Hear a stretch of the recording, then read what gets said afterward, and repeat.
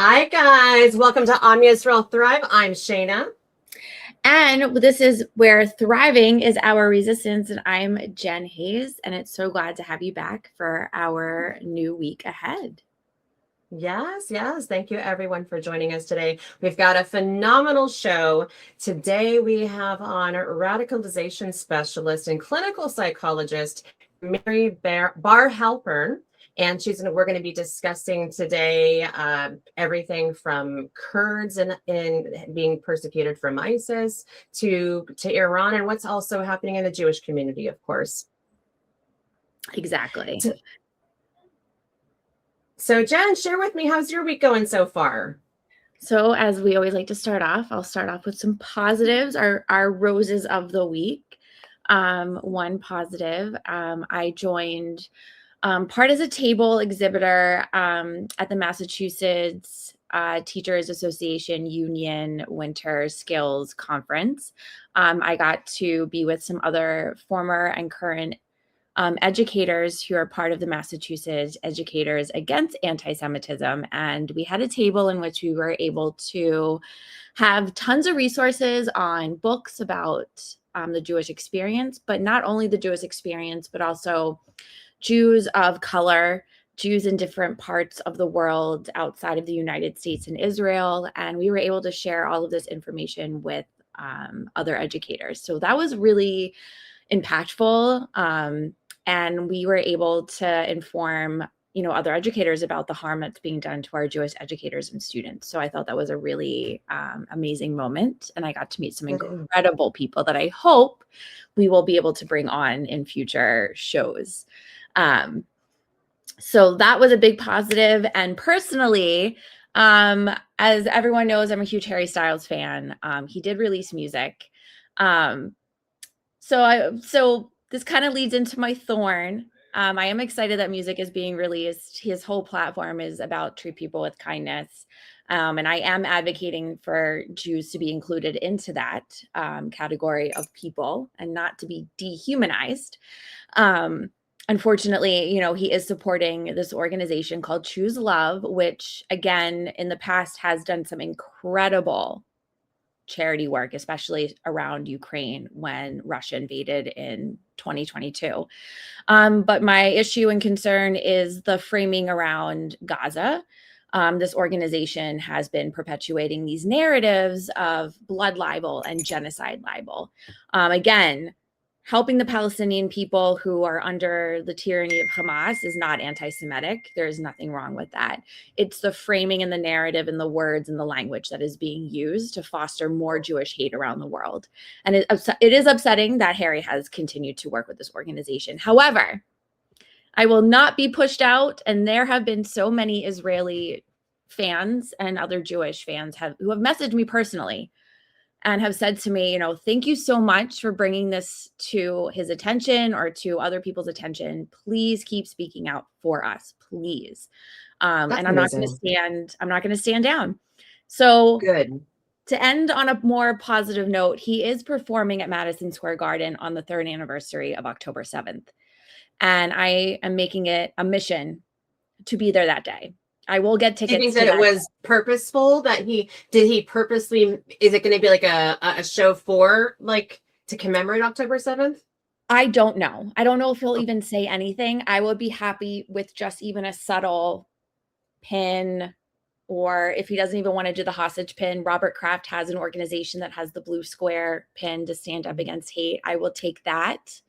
But I want to be there, and I want to make it as a memorial to those that weren't able to continue dancing on October 7th. We're going to continue that day.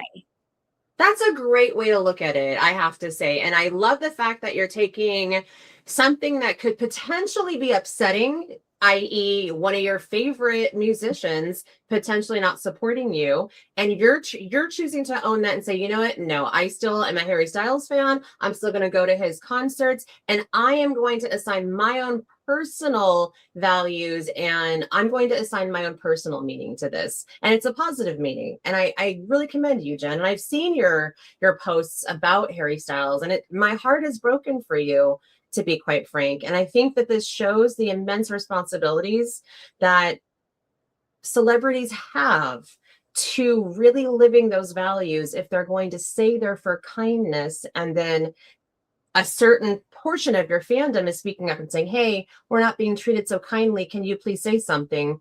And then silence. Exactly. And I am going to make it my mission to highlight the increasing level of Jewish hate that is bubbling in the fandom itself. I'm sure you've seen my post calling out comments that I have personally been receiving. And I think this is what we need to be doing, is calling out this hate.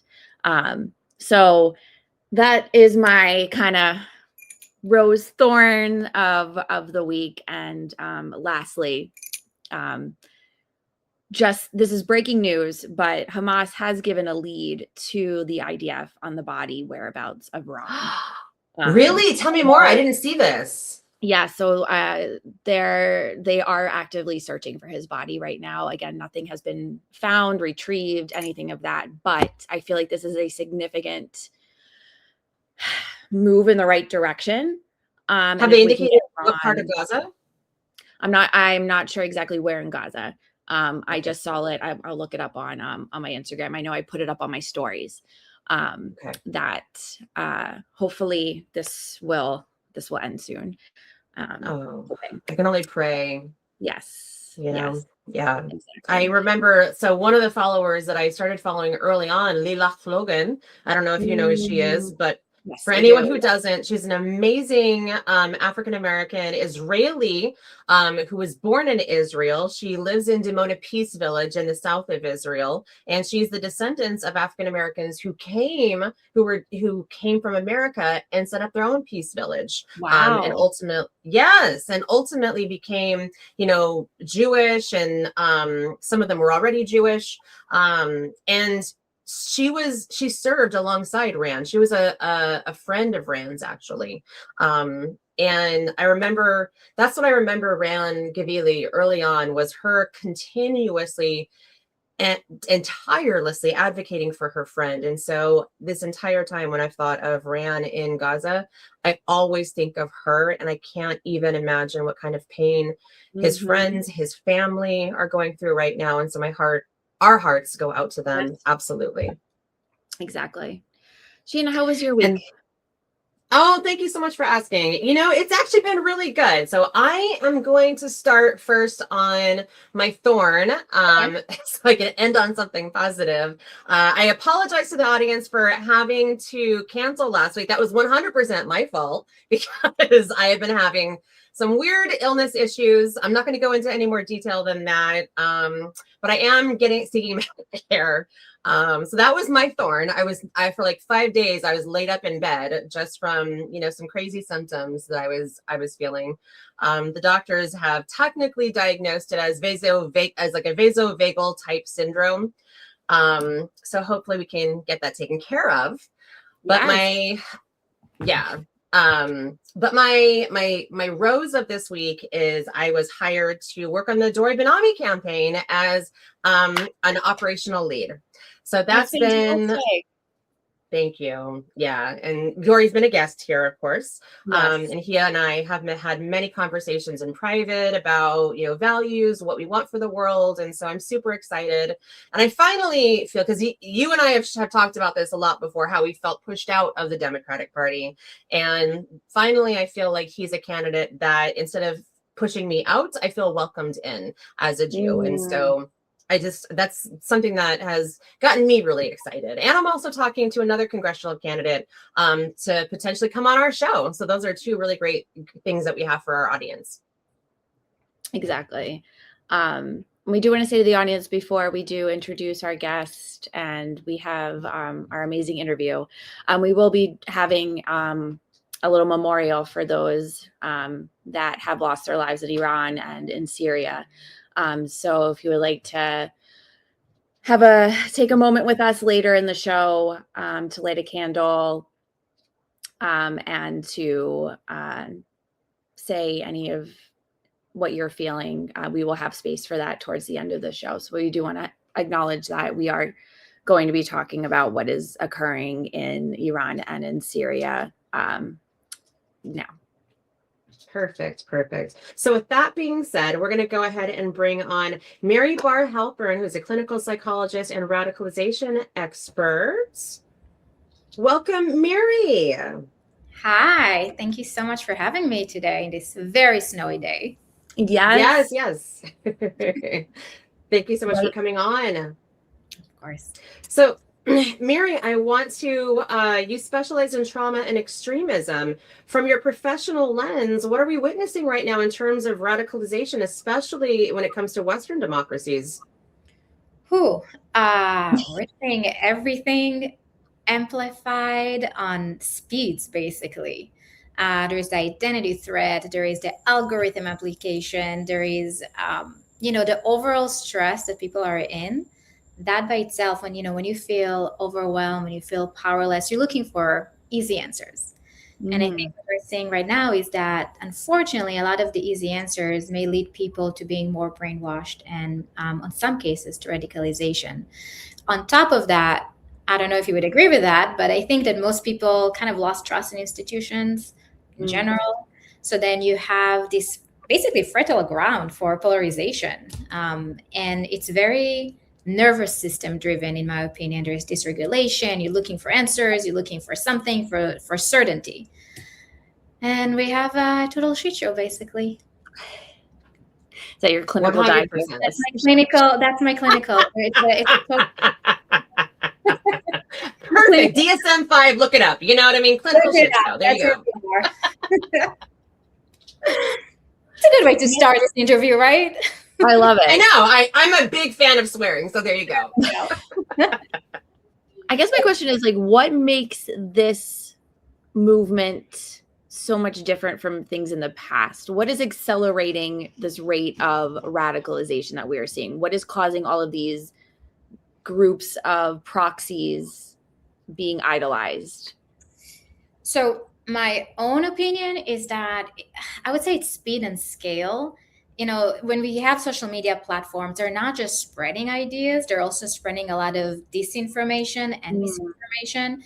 And then I'll give you an example. Let's say I'm a teenager and I click on something that has more gore in it or has some anti-Semitic content. Now my feed is going to see more and more of the same thing, and I'll be very gradually starting to get my ideas changed based on that. And there's the whole concept of the self-fulfilling prophecy and the in-group out-group rationale. So I'm looking at my feed and all of a sudden everybody's thinking like me, so I must be right. So I think a lot of it is what we're seeing on social media. Everything is big. There is this moral inflation. There is existential crisis for people. And I think when you have all of that together, in this day and age, especially with AI, it's hard to know what's right and what's wrong. Yes, totally. And I'm really glad that you also brought up too the fact that young people are being desensitized to very gory content very early on. What type of long-term effect do you think that has for societies? This is such a good question, especially now.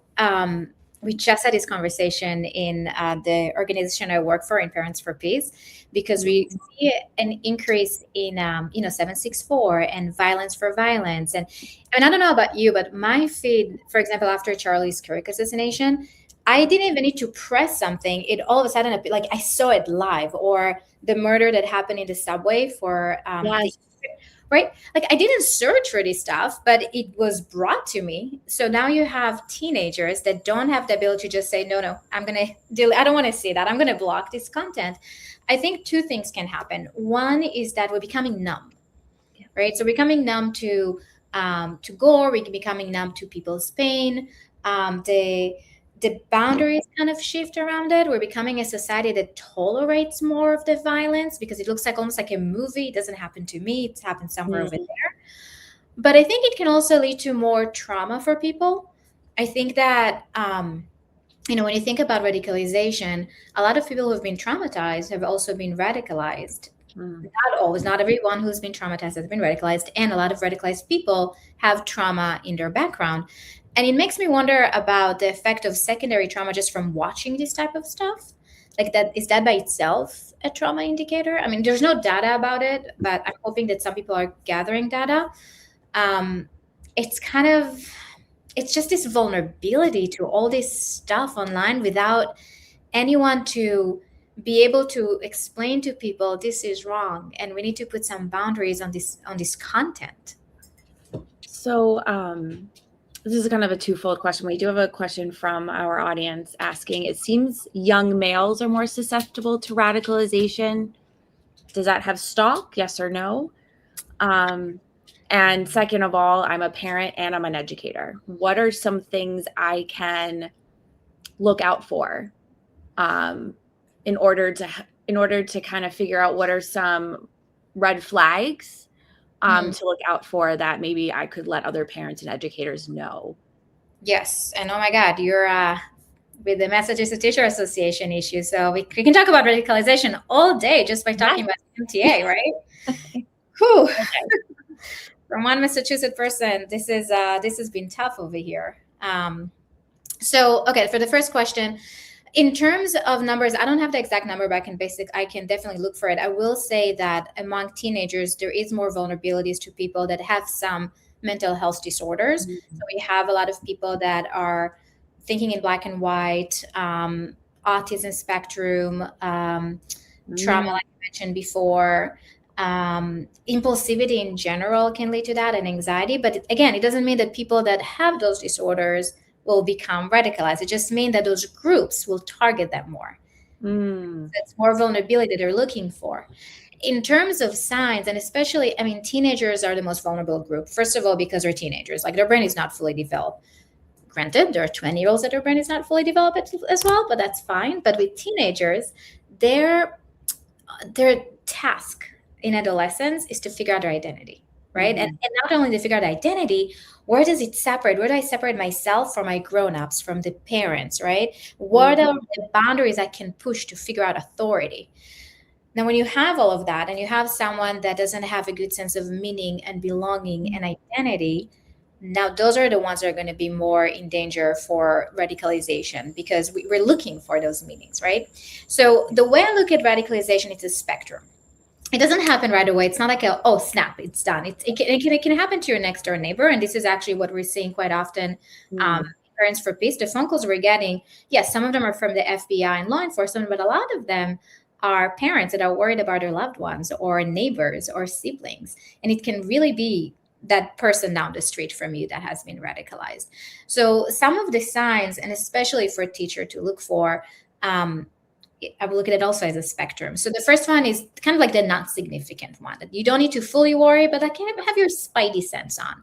So those are the teens who will argue frequently on topics that are more political or religious. Now, a lot of people are just passionate about it, which is fine. But when they start adopting more visible signs of identity and expression, when they're shifting their behavior, like they start wearing different clothes, or they're not willing to engage in conversation about other type of religion or ideologies, then you know that there maybe there's something there.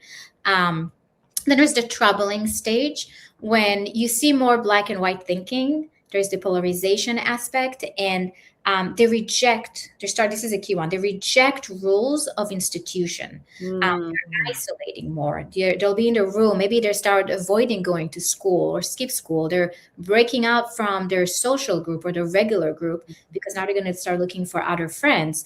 They're not talking with their parents if they used to talk with their parents. They follow other students that maybe they didn't follow before. They're starting to be in the out group more. Then we have it's a spectrum. And then we have two more stages. There is the worrisome stage, and then the alarming stage. So the worrisome stage is when you start seeing the behavior shifting, really. So they're cutting off, like they're pushing away people that they care about or used to care about. So best friends and parents and sibling, they start deceiving them as well. They start lying to them. They maybe openly actually display signs or symbols that are associated with a certain ideology. They starting to intellectually legitimize the violence. I give you explanation. And we see that, right? Like with the war with Gaza.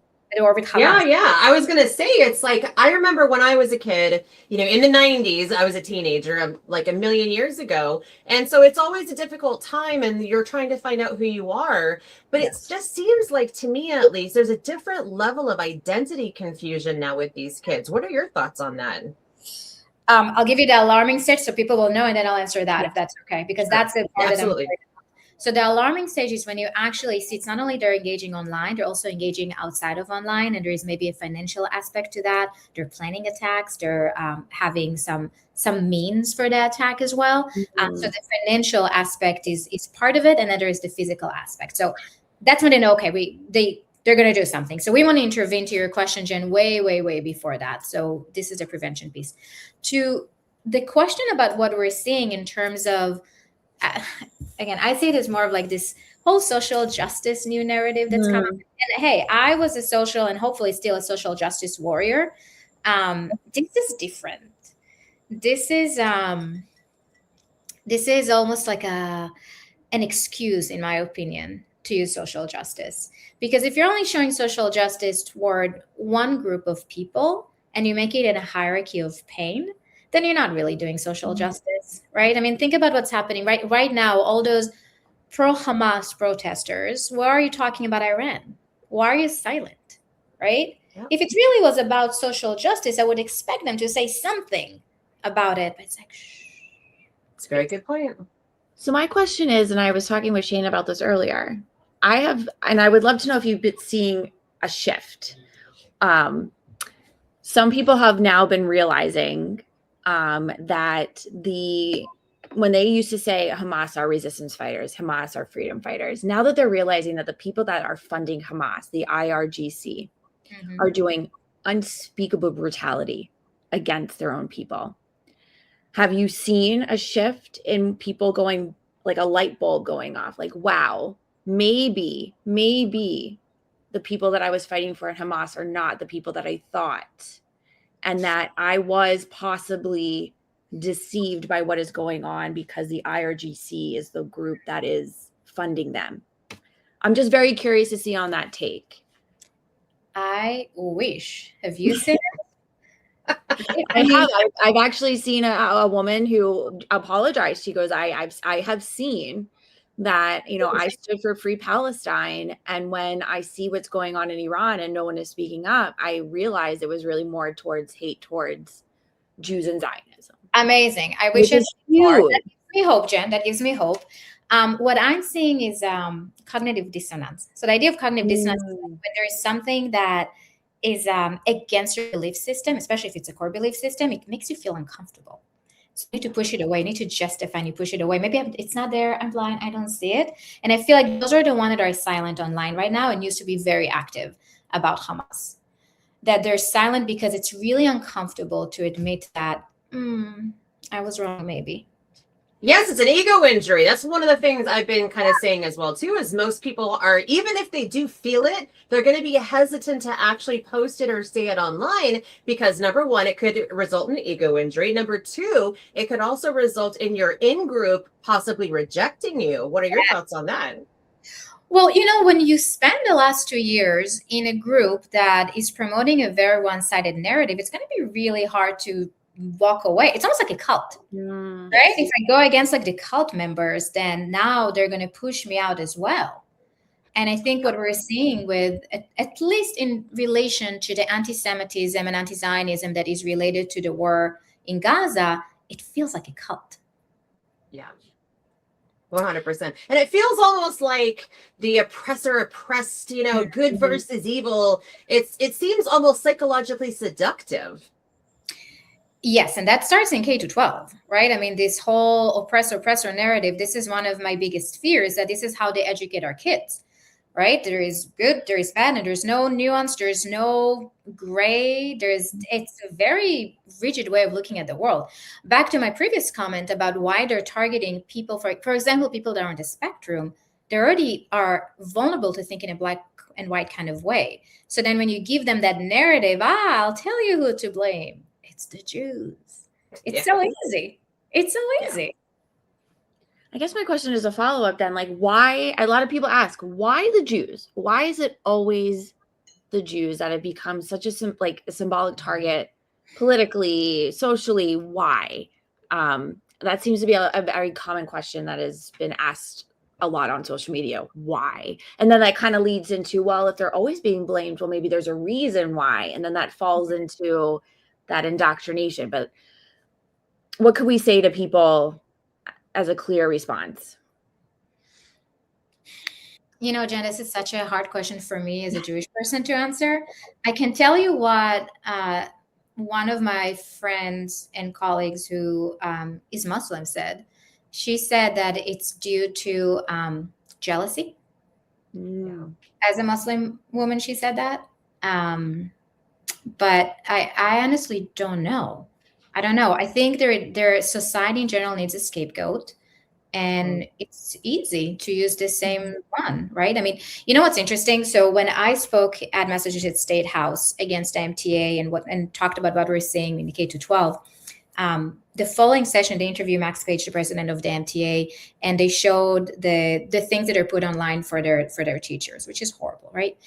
And he wasn't even able to say or to name it as anti-Semitism. It's like, oh, I don't know, really don't know that the Star of David folded in a dollar sign is anti-Semitic.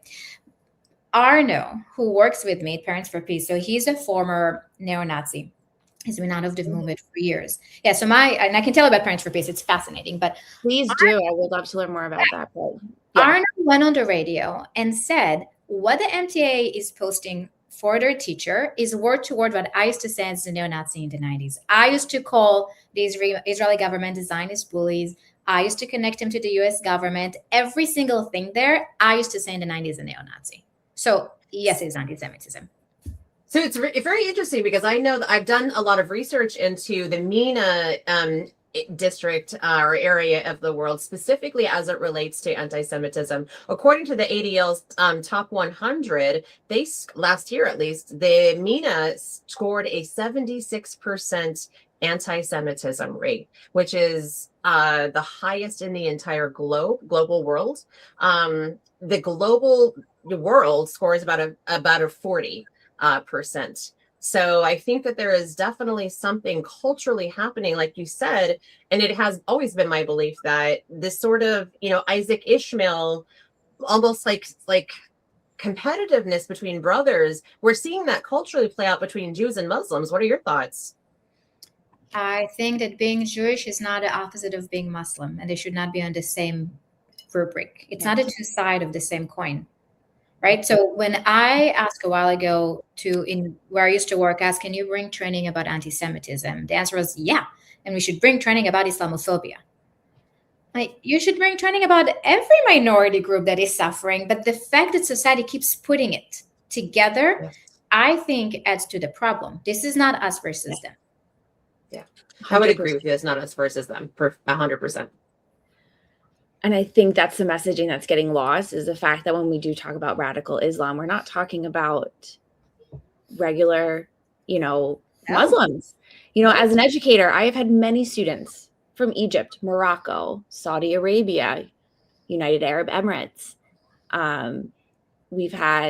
We have still continued to have wonderful relationships. And again, we need to make that distinction between the radical Islamists versus those that are peaceful practicing Muslims. And I think that's getting lost in the radicalization that's going on between black and white. Either you're a Muslim or you're Jewish. Yeah. Oppressor or oppressed. And as an educator, again, I guess as a follow-up question is, what do we do? What do we do? I don't know. What can I do as a parent, as an educator, person in society? What can we do? I think we need to have more multi-faith kind of initiatives starting early on to bring people together instead of separating them to us versus them, right? It's not about you're the bad, you're the oppressor, I'm the oppressed, because then neither side is gaining anything out of it, because either I am now the bad person, I need to feel a sense of guilty and to repair the world and it's kind of like mea culpa, like it's all my fault, and then that will lead to someone feel shitty about himself, or I'm on the other side and then I'm becoming a victim. Neither of it is good. We should teach history as history, period. Things happen. Let's teach the nuances of history. in a way that help people think about critical thinking. I wish it wasn't like a phrase from the past, like, can we please teach K to 12 critical thinking, because when they get to college it's way too late. All of that is important. Seeing the different narrative is important, and helping them understand there are going to be a lot of different aspects to a story. Mm-hmm. You know, when I give talks now, I do talks all over United States and Canada. When I speak with non-Jewish, because I do a lot of like higher education stuff, I actually, because of my last name, people assume a lot of stuff about me if they're not boycotting me, which is also, I think. I start by saying, listen, I am pro-Palestinian, I am pro-Israeli, I'm just not pro-Hamas. But I feel like I need to say that because people just forget that I'm also a trauma expert. I'm a human being. Of course I care, right? But this is, I think, where society brought us. Totally. So I live in California, which is a very, lefty blue, place to live. And one of the challenges I've had as a Zionist Jew, in my community, at least, literally, I've been excluded because I'm a proud Jew, because I believe in our people's, rights to, live in our historic homelands. And I would also like to educate people that doesn't exclude anybody else, by the way. Israel has 2 million Arabs that live there of many different faiths, Muslim, Christian, everything. How do we get to a point where we can start to have conversations with our neighbors again? Because I know for me, when I've tried to invite my neighbors to have conversations, they haven't wanted to. That's painful. Especially because you're showing vulnerability and willing to engage in difficult conversation. And I'm a huge believer that only when we're uncomfortable and vulnerable, we can grow. So if there's, okay, let me think about it. If there's different groups, and I will say that I feel like as a Jewish person in the last 2 years, I feel like my resources I need to figure out how to use them effectively, right? So with that being said, I will also figure out who to engage in conversation with and who I should not engage in conversation with. So if you have people that already said, no, thank you, like maybe don't spend your time on your energy on them, right? But if there's someone that is willing to have a conversation, because that's a big deal, right? I would start by connecting it back to humanity, seeing people as people, not as problems. What is connecting all of us? Emotions, for example. Right? I sometimes start a conversation by asking people, when was the last time you felt fear? Your heart is beating really fast. Your hands are shaking. That pit in your stomach, that nervousness in your fingers. When was the last time you felt that? That's what it's like to be Jewish today. Connect it back to something that they can relate to. That is one tactic. And the other one is, and I heard it from someone and it works pretty well, change the words. So give them a situation. For example, when I don't know, a Jewish person was excluded from a space, but don't say it's Jewish. Said, choose any other minority. And ask them, would that make you upset? And then when they say yes, okay, because that just happened. And how does that make you feel, right? When I do sometimes talks, especially with students, I have this slide that shows different quotes. Some are from David Duke, and the other one are from the pro-Palestinians, pro-Hamas ones. And ask them which one says what, and they can't tell the difference. That reasoning actually has been really helpful. Yesterday when I was at the table, there were two incidences which I think would how to reframe the question. So we had an educator, and again, I want to preface as I think the intent was not malice. I want to preface that. We did have someone who said, we had pins from Robert Kraft, the blue square, stand up against hate. And she had said, this pin is controversial. And I said, why is that? Could you explain? Instead of being like, well, instead of me going on the defense and going, why is it? Because I said, can you explain why? And she had mentioned, and said something to the effect, well, Israelis are killing people of color. Now, again, instead of me just going on the offense or on the defense, well, Israel, this and whatever, that's interesting that you say that. Did you know that in Israel, there's a huge Ethiopian Jewish community that was rescued and saved by Israel. And I said, did you also know that we had a huge list of books about the Black Jewish community. And I think engaging in it in that way of like them kind of explaining it more instead of us going on the defense has been a way to kind of I don't know if maybe I can say de-radicalize, but it kind of like made it open in a sense that the power was on them to explain. And I was like, okay, well, here are the resources. And I felt like a really positive exchange because when we left that conversation, I felt like we both walked away in a better understanding of each other. And I feel like that was something really powerful. So, trying to craft the response. And I think that goes into like the question that I'm asking is how do we pull people out of this extremist thinking? What are those other tips and tricks can we do? Well, I love what you did because you lean in with curiosity, right? You put it back on the other person, like, tell me more. What makes you think that, right? In general, and let me just say, not everybody who has a strong opinion about something is necessarily radicalized, right?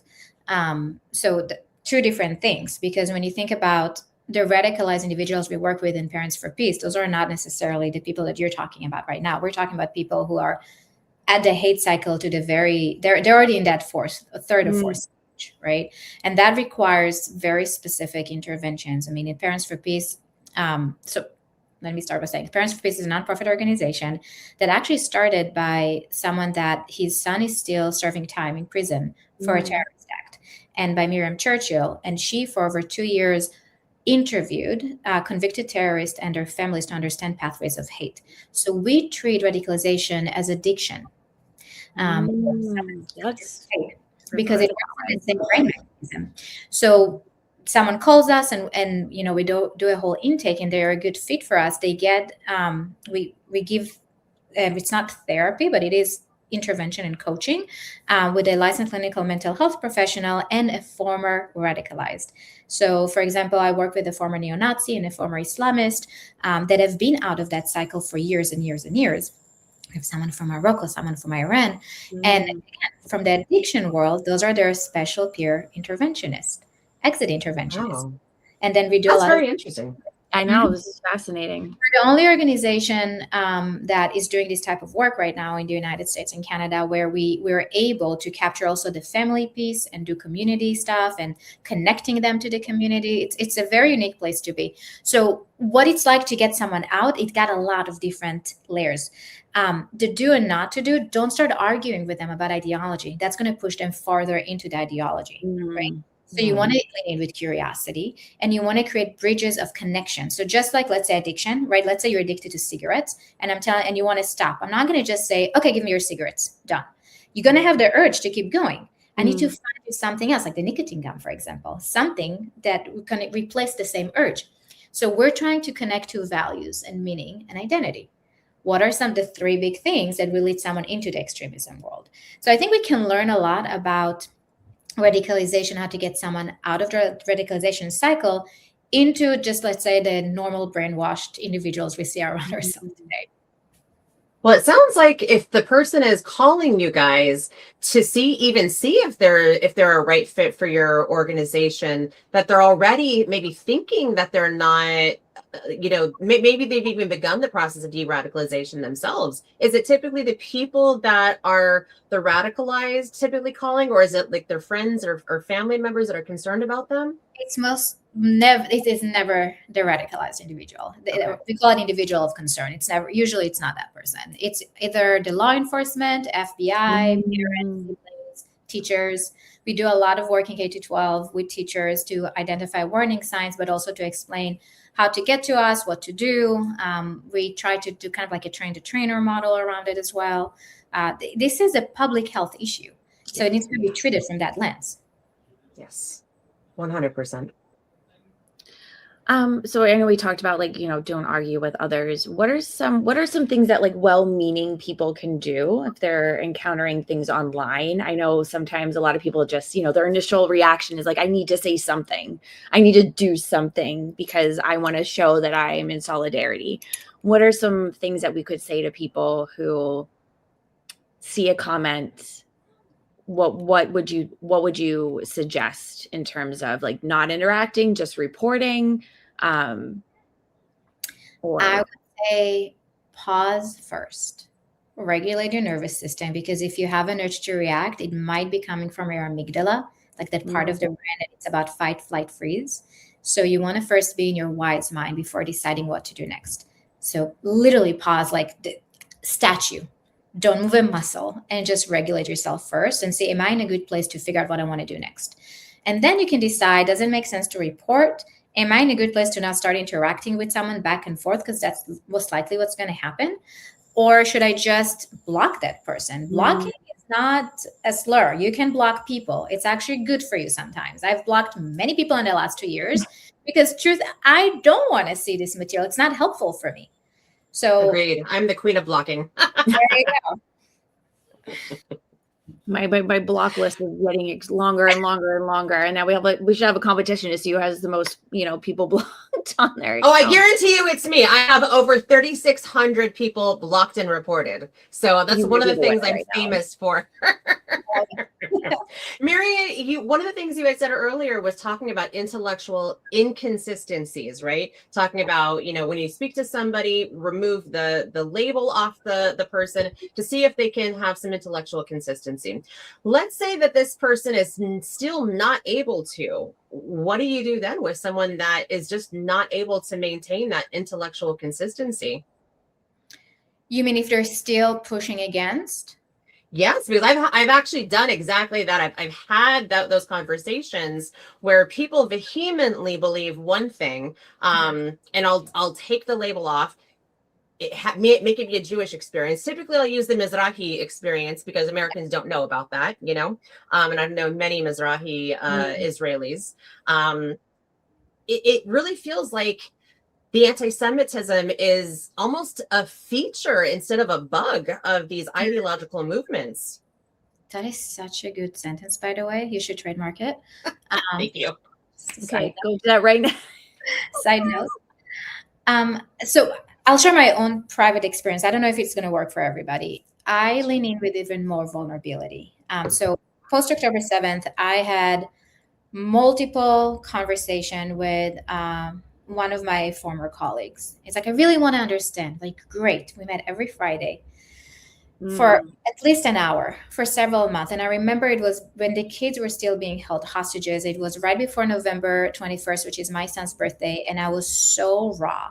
I was thinking, like, I feel so guilty for celebrating my son's birthday when there's kids his age still held in captivity. And I was already coming to this meeting with, here I am again, the minority, needing to give education about minority when we don't do it for any other group, and giving you research to read and you're not reading them.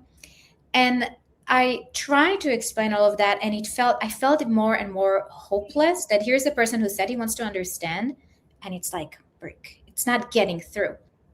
And I went to my trauma. And I said, this is activating my trauma network.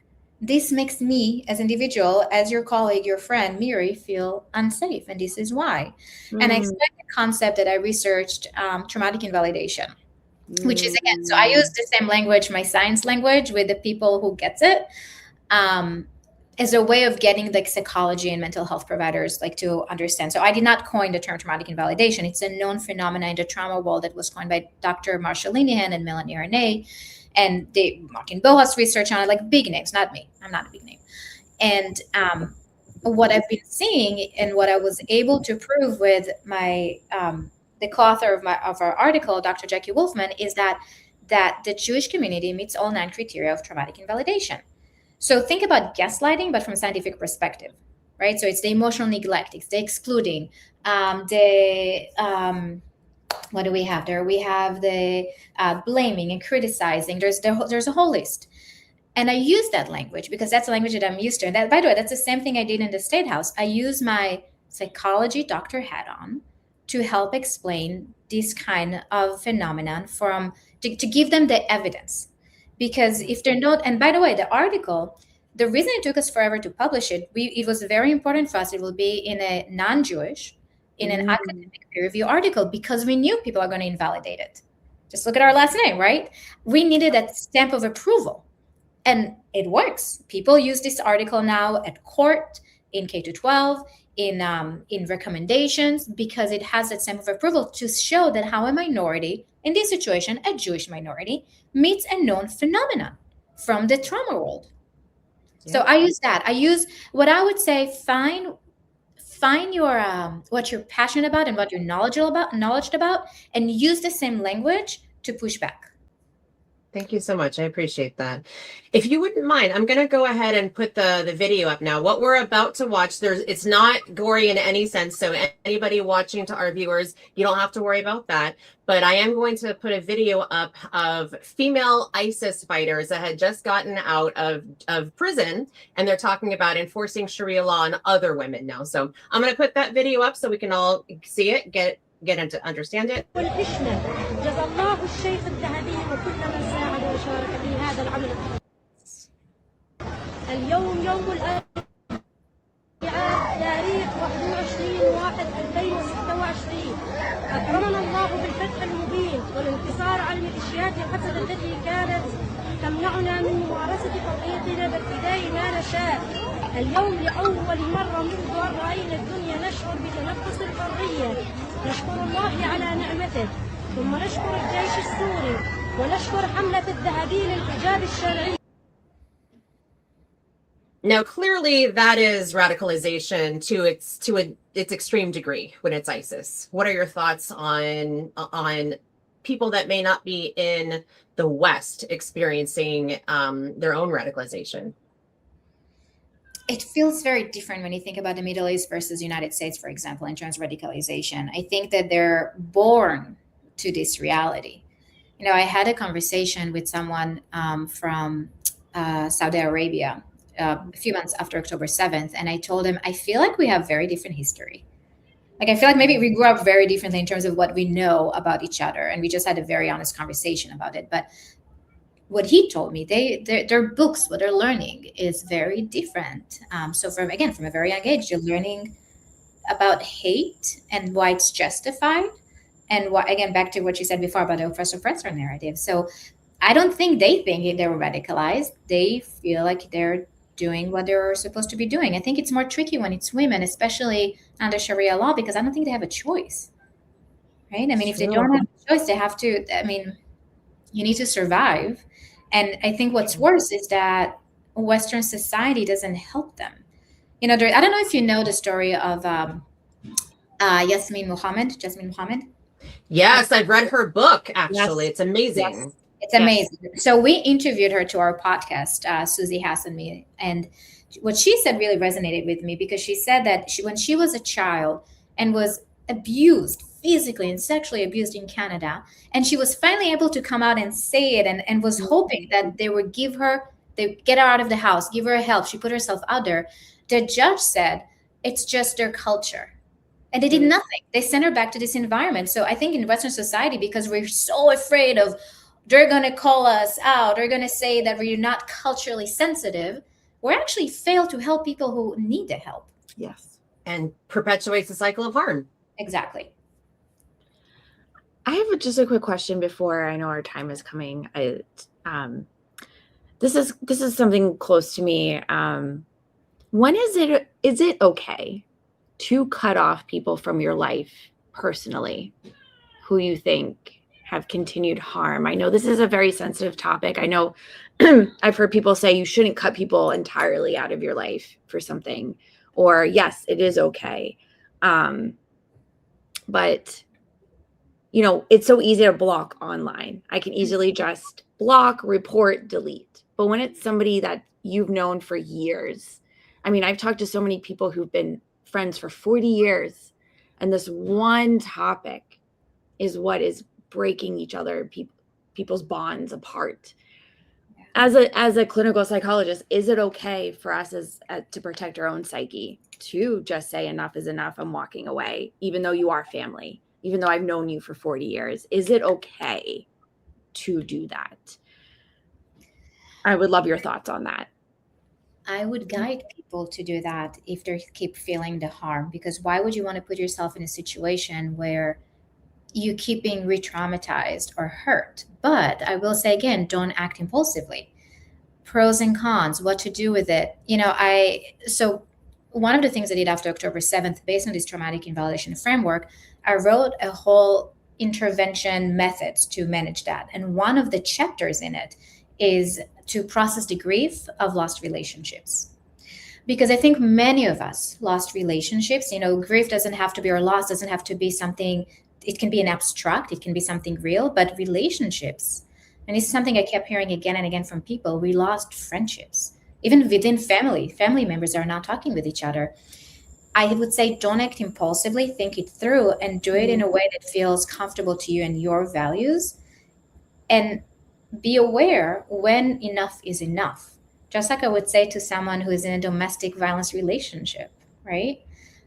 How do you put your boundaries? How do you care for yourself? And exploring what is keeping you in a relationship that is not healthy for you. Can we save it? And if not, let's do it in a way that you can process your own grief around it. Yep, that reminds me of what my mom always told me growing up, is that actions speak louder than words. So it doesn't matter what the sweet words may be coming out of someone's mouth. If their actions are harming you, we got to take care of ourselves first and foremost. Miri, thank you so much for coming on today. I really appreciate that. Where can people find more about you and Parents for Peace? Website. So we have the Parents for Peace website. There is my website, Dr. Miri Bar-Halpern LLC. Social media, please follow me. This is a new thing. I'm not a social media person. I'm becoming one, hopefully. I'm learning from both of you. Wonderful. We would love to have when we put this out with Parents for Peace and have a whole discussion on that. I think that's something super important. And I would love to talk to you outside of here about PD development for educators, because this is something that we really need. Speaking up for myself as an educator, have a lot of PD on cultural competency, and we learn about the cultural spectrum and where we land on that, but I think we really need to add on to that about radicalization and anti-Semitism as well. So I'll message. But also care for ourselves. I mean, I can't stress it enough. And I'm looking at like the names like Jen and Miri and Am Yisrael Thrive, right? There is something about the name that I love, because what I want our people to understand, it's not just about resiliency. Most of us are resilient. We can bounce back. The thriving piece, from surviving to thriving, the post-traumatic growth piece, that's where we need to be. And we do it by regulating ourselves, taking care of ourselves, and finding something meaningful, value-based, agency-based to keep going. So you just summed it up. That's what the show is all about, baby. Thank you so much. Thank you so much. Oh, it's been such a pleasure having you on, Miri. Thank you so much. I hope you have a wonderful rest of your day and stay warm out there. Yes, doing my best. Thank you both so much. Bye. Well, that was an amazing conversation. That was incredible. And there's so many resources that she has, and I'm very interested to read the article that she's going to be having published in a non-Jewish article, which I think is incredible. So I'm looking forward to that. And I'm so jealous because you're around so many cool people, I have to say. So come to Massachusetts for a week. Come on, come on over. I mean, not now. Massachusetts is the place as that goes over. Yes, exactly. But I also want to hold space for a moment of silence too.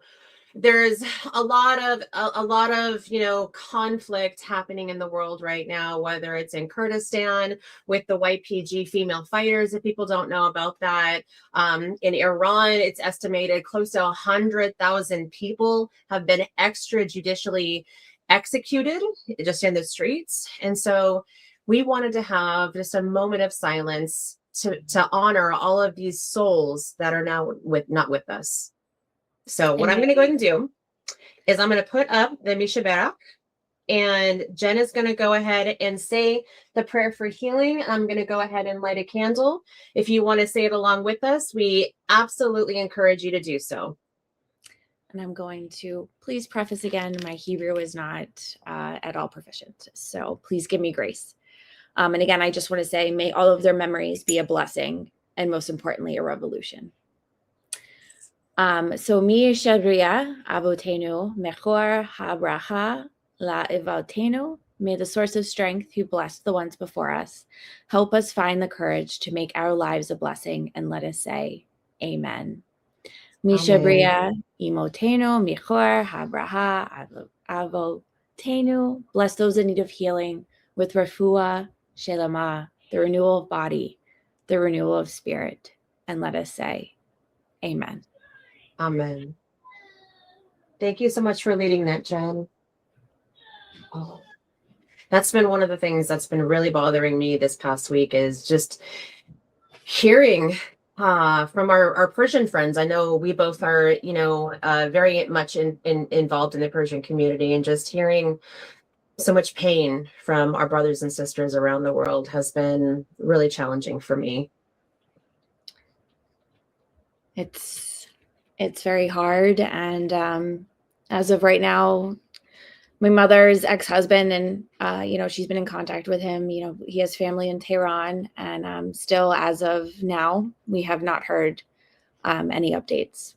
It's total blackout, and we don't know anything. Bijan is hoping that because they're elderly, that they are safe. But with this regime and the things that I've seen, I don't think anything can save anybody. So please pray for everyone that is still dealing with this. And I'm hoping help is on the way. And we are thinking of everybody that is fighting for freedom in Iran right now, and in the Kurds in Syria and Kurdistan. We are with you. Please don't ever think that you are alone, because you're not. Absolutely. We hear you. Absolutely. Absolutely. Thank you, everyone, for joining us today on Am Yisrael Thrive, where thriving is our resistance. I hope you guys have a wonderful rest of your weekend. Go out there and thrive, all right? That's the best payback, is thriving and living your life. And that's what it's my favorite revenge. Are you kidding me? Yes. We'll see you all next week. All right, guys. Have a great rest of your week. And we are done. All right.